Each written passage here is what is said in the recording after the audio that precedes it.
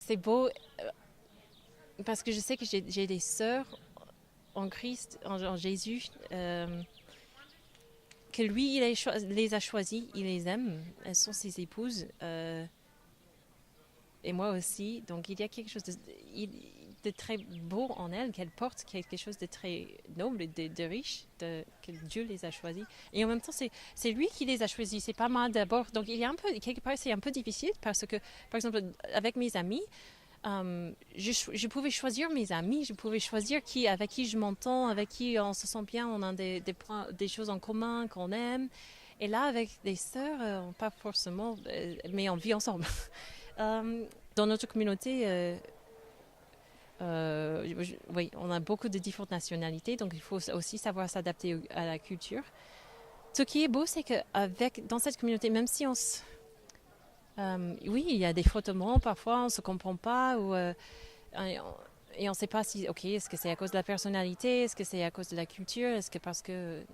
Mais euh, on sait que l'autre a toujours on peut faire confiance dans la bonne intention de l'autre.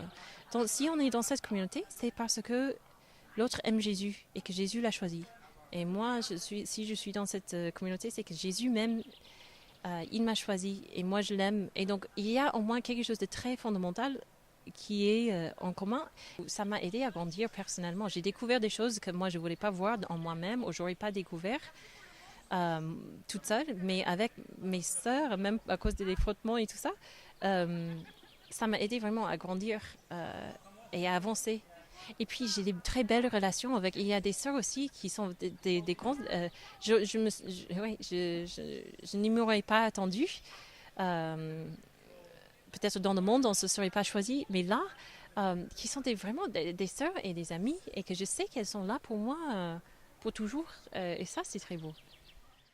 Nous sommes des frères qui ne se connaissent pas du tout, qui se sont jamais choisis, des pays différents, des cultures différentes, d'âges différents, d'éducation différente, des milieux différents, qui fait qu'on a forcément des différences très grandes de manière de se comporter, de réagir, etc., des gestes.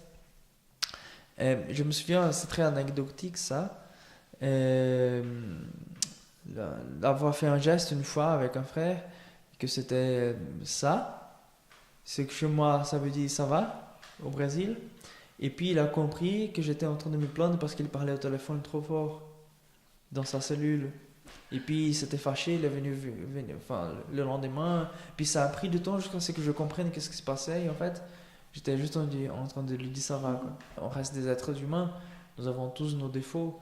Et parfois, c'est sûr que c'est un peu difficile. Donc, à ces moments-là, on peut plus de distance, on va. Mais je pense qu'il y a beaucoup plus de joie dans la vie commune que des difficultés. Je pense que ces moments de joie, souvent, d'avoir un frère qui est très généreux, un frère qui vient vers toi, souvent, Dieu donne cette grâce-là d'avoir un moment de difficulté. On a euh, un frère qui fait un acte méritoire devant toi, que tu te dis, waouh, quelle beauté de geste, quel beau geste.